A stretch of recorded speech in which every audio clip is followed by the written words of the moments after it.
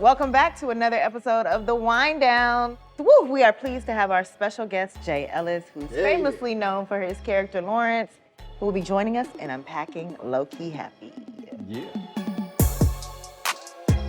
This was a big episode. It was a big episode. It went down. It went down. Issa and Lawrence have been through a lot this series. Why do you think this was the right time for them to unpack their relationship? It just feels like now they've both kind of gotten through that moment and can really have an honest conversation with each other in a way that they never have before, where like there's no blame, there's no your fault, my fault, you know what I mean? Yeah, I also think Condola's question helped. Sometimes you don't think about the what if, or I think that him being posed that question forced him to think about things in a new light, and the bravery to have him call her and try to discuss it with her to see what's up, where did I go wrong, or did I give up too easily? You know, women can usually will forgive more in a certain way. And we talked about in the room about the reverse of that, men having a harder time with a woman who cheats on them. And we want to unpack that for Lawrence. And is it just gonna be my pride that gets in the way of this, or what did I do wrong to contribute to that? Then maybe let me unpack it, and maybe my feelings aren't fully over. Nothing. He did absolutely nothing. He did nothing to contribute. Wow. There were lines that you said in the episode that say differently, so. Y'all wrote it, so. Oh, so you had to say it, so you don't believe it. Great acting, sir.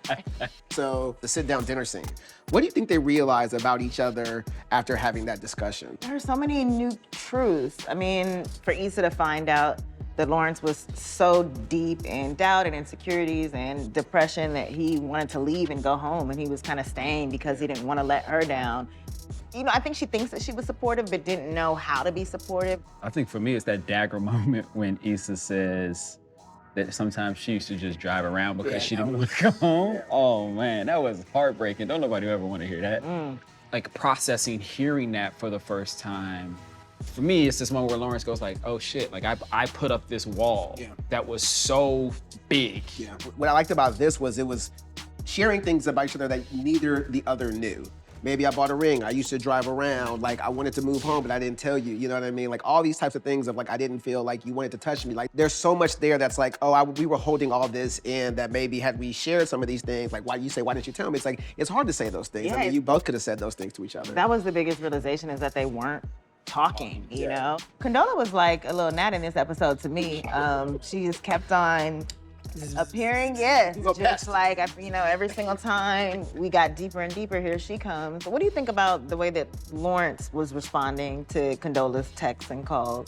It reminds me of those moments where it's like, you're trying to do the right thing or the thing that feels at least good in the moment, but like something kind of keeps like, it's like that Michael Corleone line. It's like as soon as you get out, they pull you right back in. You know what I'm saying? Like it almost reminded me of that. But I think for him, I think it was a reminder that like, A, there was something that needed to be finished there, but then B, also he was not going to let the conversations and the text from Condola stop the moment that he was having with Issa. Because he, A, may never get this moment again, and B, this is the first time that the two of them have been in a space where they could be vulnerable, but also be just kind of carefree with each other and just be relaxed around each other. I mean, that moment, Lawrence was gonna let Issa go. Issa having to, at the end, kind of step up and decide, like, we're never gonna get this moment again. If I walk out this door, I will not be a part of his tomorrow. Condola might. He might go over there and rekindle something, so this is my only chance. I say that as soon as Lawrence invited Issa into the apartment and asked to go to the bathroom, I for sure think that Issa went in the mirror. Had a rap? Had a rap. That was for sure what she did. What about that cat? It feels to me like when you got a real one, don't let them go. That's what it feels to you? Yeah, Lawrence High. I'm just saying. You flipped it. You thought it was. Yeah, exactly. That was about yourself. So obviously, at the end of the night, y'all do the nasty. I remember in the script it says make L-O-V-E.